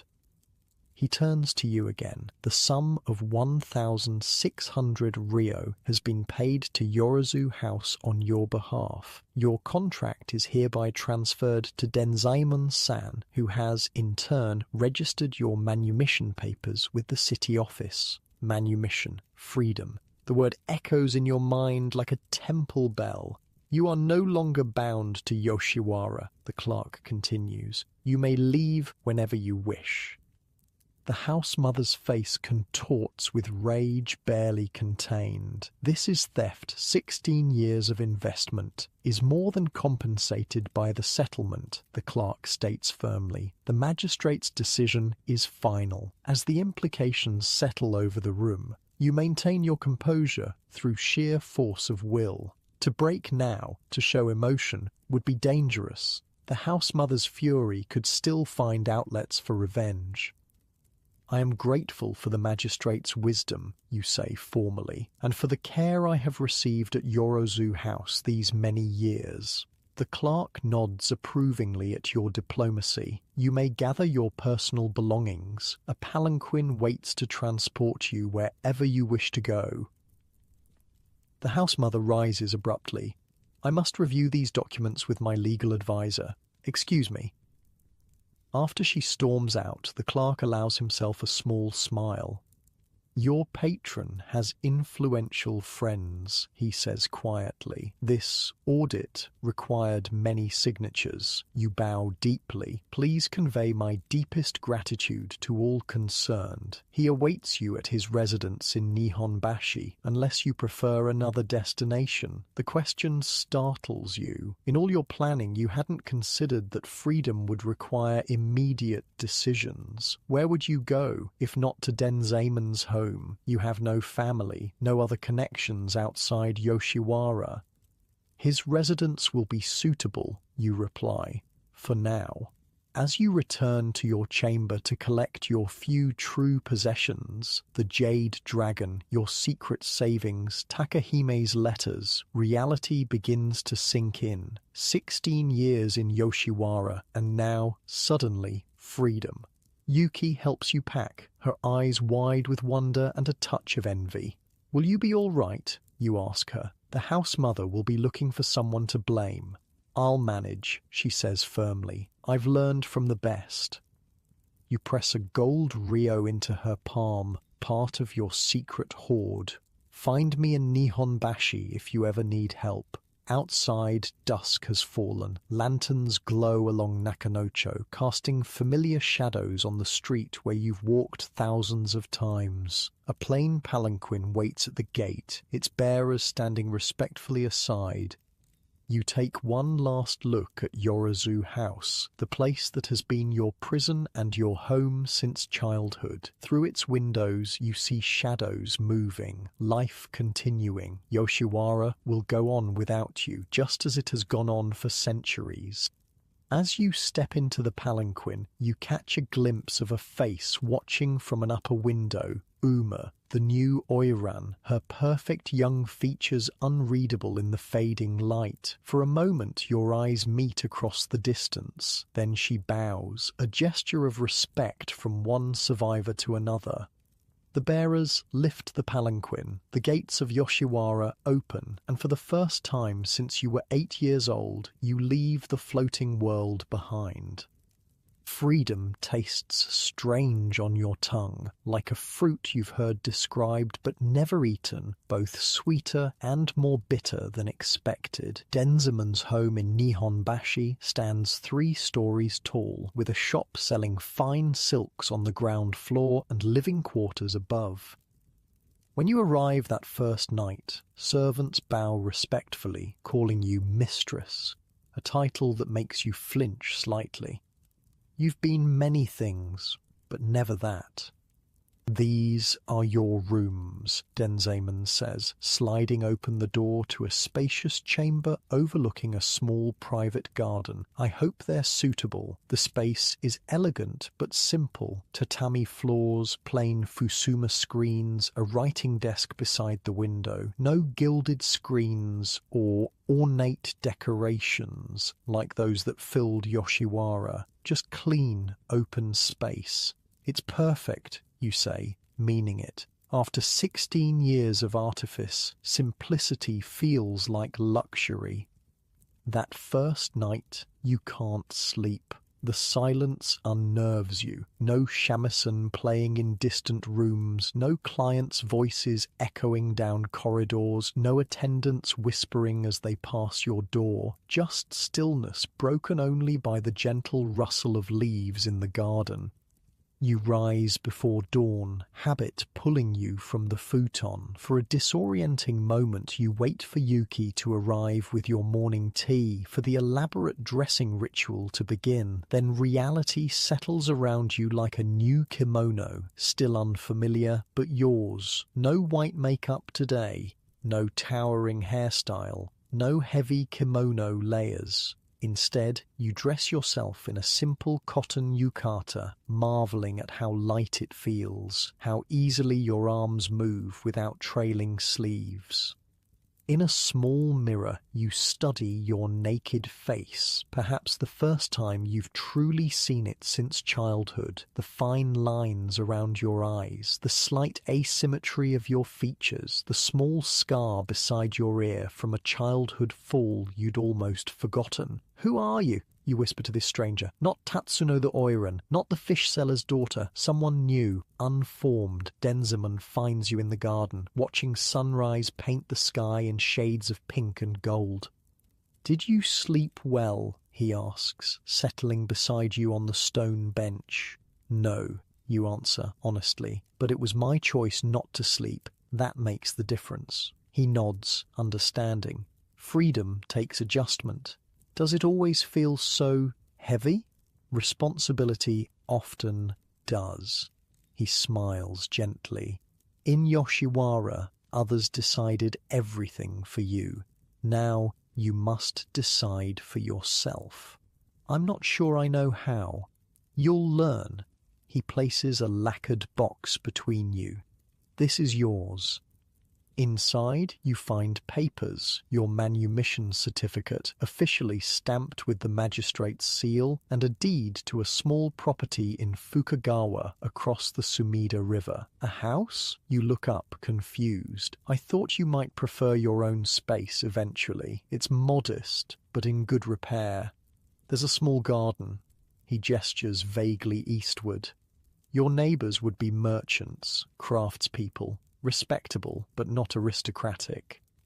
The gift leaves you speechless. Not just freedom, but independence. A place that belongs solely to you. "Why?" you finally ask. "Why do all this for me?" He considers the question seriously. At first it was desire, then affection. Now he looks toward the rising sun. "Perhaps atonement. I've profited greatly from silk trade with Yoshiwara over the years. All those beautiful kimonos worn by Oiran. My warehouses supplied much of the raw material." "You weren't responsible for the system." "No, but I benefited from it." He turns to face you directly. "My wife died 20 years ago. My son runs the business now. I have more money than I need and fewer years than I'd like. Helping you seemed right." You bow deeply, genuinely moved. "Thank you, Denzimon-sama." "Just Denzimon now. We're beyond formalities, I think." The following days bring a cascade of adjustments, learning to move through the world without constant observation, speaking normally, not in the affected high-pitched tones of Yoshiwara, making simple decisions, what to eat, what to wear, that were always made for you before. You visit your new property, a modest house near the river. 2 rooms, a small kitchen, and a garden just big enough for a plum tree, and perhaps some morning glories. The neighbours, a carpenter and his wife on one side, a retired fishmonger on the other, bow politely, but eye you with curiosity. Your mannerisms, your speech, your poise, all mark you as different, though they can't quite place how. "Were you a lady's maid in a samurai household?" the carpenter's wife asks one morning as you both draw water from the neighbourhood well. You hesitate, then nod. "Something like that. A small lie, but necessary. Former Oiran occupy an uncertain place in society, neither respectable nor entirely disgraced. Better to build a new identity than explain the old." 2 weeks into your new life, Denzaemon visits your house, bringing gifts, tea, rice, dried persimmons. How are you settling in? He asks, accepting the cup of tea you pour with hands that still move with Oiran precision. Each day feels less strange than the one before, you say, though I still wake before dawn, waiting for attendants who never come, and your neighbours? Kind enough, curious, but not intrusive. He nods, seeming pleased. I've come with a proposition. Your heart sinks slightly. Here it is, the expectation you've been waiting for. Freedom rarely comes without strings. I'm opening a new silk shop in Nihonbashi, he continues, catering to wealthy merchants' wives, women with money but without the refined taste of aristocracy. And, you prompt when he pauses, I need someone to advise them, someone who understands quality, beauty, and the subtle signals that clothing sends. He looks at you directly. Someone like you, not what you expected. You want me to work for you? With me, he corrects, as a partner in the business. Your knowledge of silk, of fashion, of what flatters different women, it's valuable. Why let it go to waste? You consider the offer, turning it over in your mind like a strange new object. Work, partnership, using your knowledge not for survival but for prosperity. The neighbours would talk, you say finally. A single woman in business with a wealthy merchant. They'll talk regardless, he says practically. People always do. Better to give them something worth talking about. He's right, of course. You've never lived a conventional life. Why start now? I accept, you say, though I know little about legitimate business. You managed to navigate Yoshiwara politics for 16 years. Ordinary commerce will seem simple by comparison.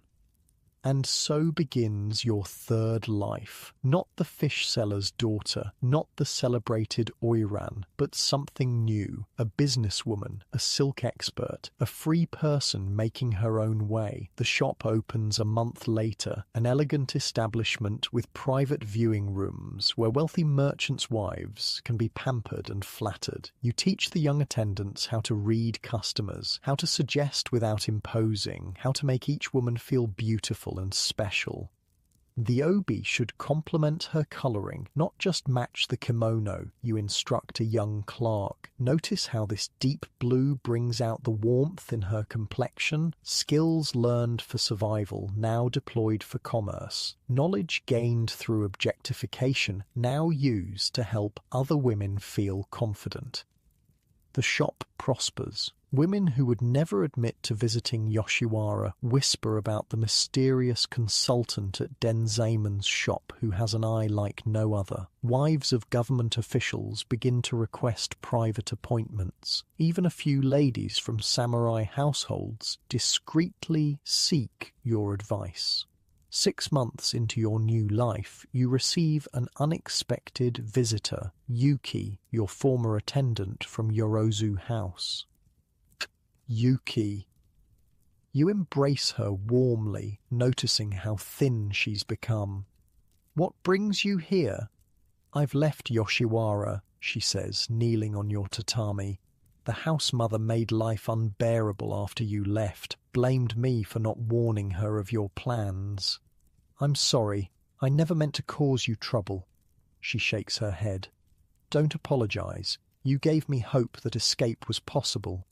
She hesitates. I was hoping perhaps there might be a position at your shop. I've nowhere else to go.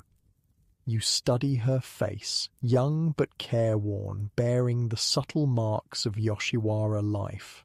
Of course, we need another senior attendant, someone who understands quality. Relief washes over her features. Thank you, Tats. She catches herself. What should I call you now? An excellent question. You abandoned your birth name when sold to Yoshiwara. Tatsuno belongs to your Oiran past. Who are you now?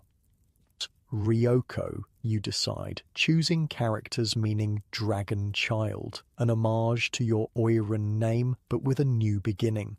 Call me Ryoko.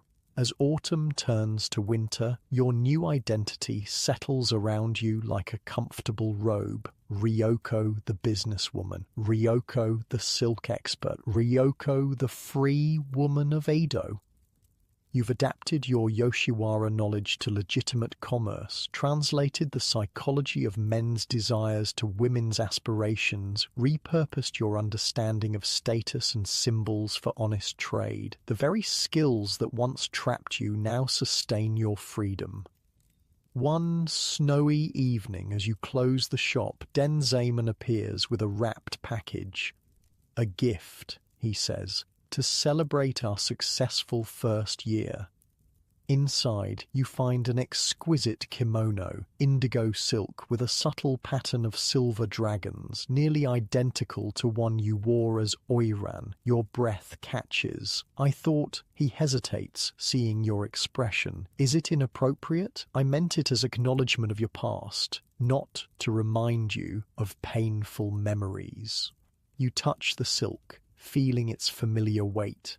"It's beautiful, but I don't wear such things anymore." "Of course," he looks embarrassed. "Forgive my thoughtlessness."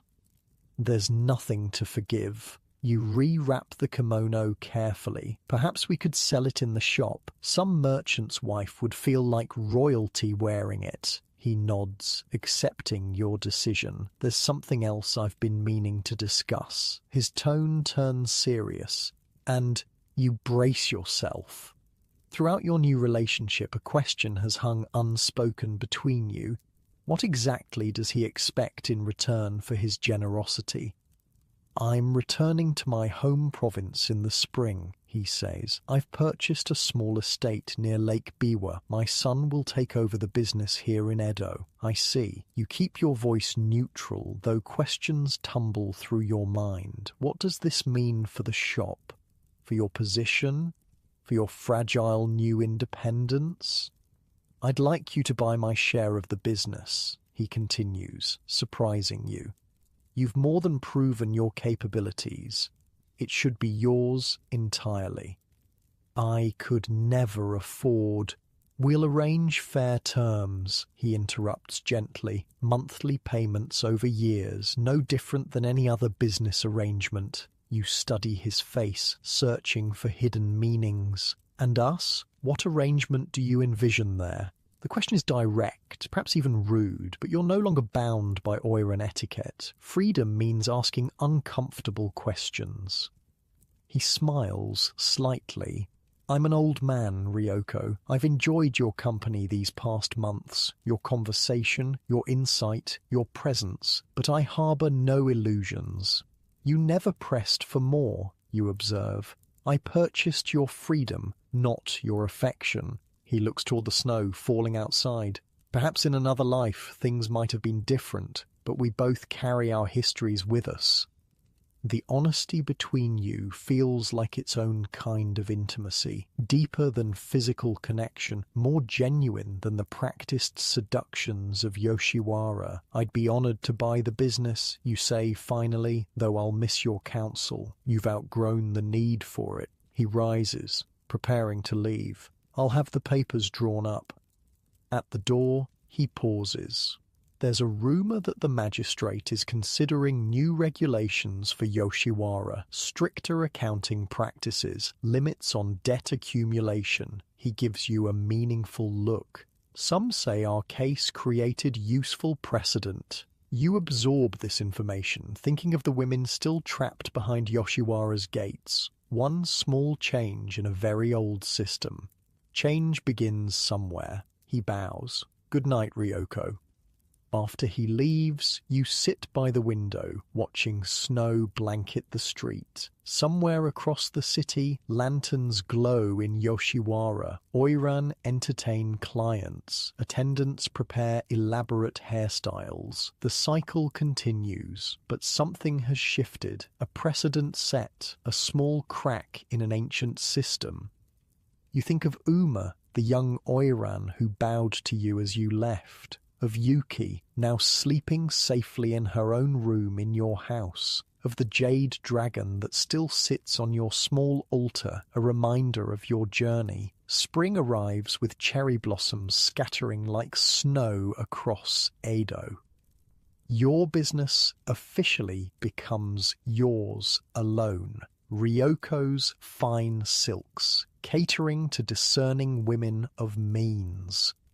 You hire another former Yoshiwara attendant, then another, creating a small network of women helping women. Your reputation grows, not as an object of desire, but as a woman of taste and business acumen. You hear whispers when you visit the theatre or stroll along the Sumida River. That's Ryoko-san, the silk merchant. They say she once, the rumours vary. Some say you were a lady-in-waiting to a daimyo's wife. Others claim you studied in Kyoto with master weavers. A few come closer to the truth that you were once associated with Yoshiwara, though in what capacity remains deliciously vague. Let them wonder. Your past belongs to you now, to reveal or conceal as you choose. One warm afternoon, as you arrange a new display of summer kimono, a familiar face appears at your shop. Mizuki, once your rival at Yorozu House. Tatsuno, she says, then corrects herself. Ryoko-san, now, I hear. Mizuki, you bow slightly. What brings you to Nihonbashi? She looks older than her 25 years, the subtle tremor in her hands revealing the early stages of lead poisoning from years of white makeup. I've left Yoshiwara, she says simply. My patron finally purchased my contract. Congratulations. You mean it sincerely.